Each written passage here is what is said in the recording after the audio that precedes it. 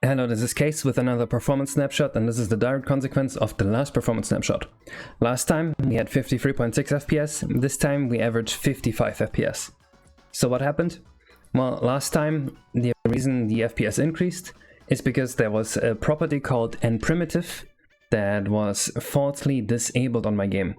And this property makes it so that when it's enabled, the RDP doesn't have to wait as long between triangles, because it assumes you sync everything correctly anyway. And it turns out that there was a fast64 bug that forgot to place a few pipe sync comments between primitives where it's required. So what does that mean? It means sometimes the RD was processing garbage data, which caused the crash that you saw in the last video. And it also cost the game, I think this is what's happening, I think it cost the game to render garbage data, which was more expensive than rendering the correct polygons. So with this bug fixed, the performance now actually is better and not worse as you might have feared.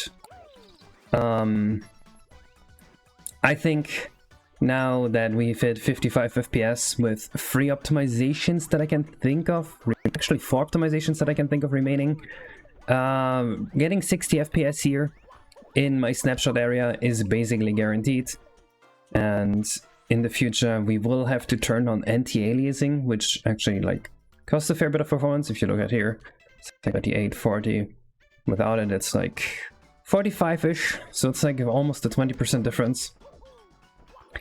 Yeah, I think 60 FPS in the starting area is now basically confirmed to happen eventually. Not before the demo, but eventually one day.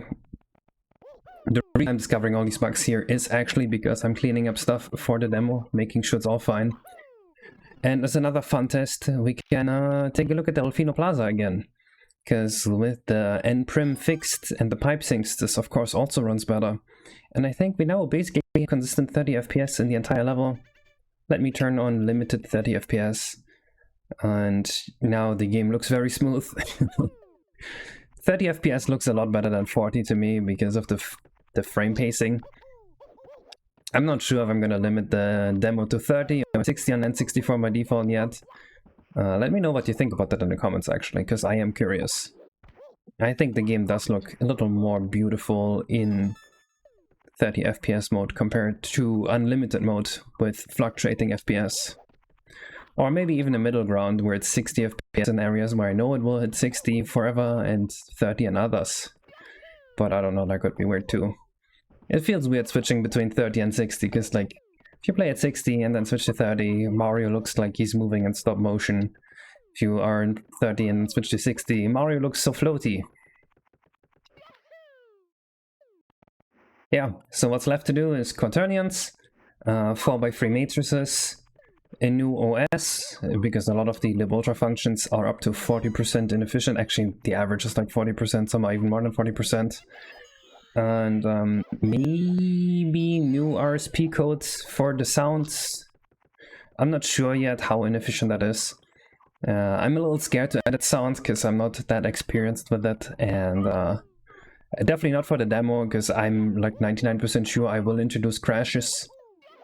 So hopefully that will be done before the actual game releases. And of course I added like 7 stars to Delfino Plaza for the demo. Delfino Plaza is gonna be hidden in the demo. I bet most of you guys won't find it, and if you do find it, congratulations. That will be it. And look forward to whatever I do next.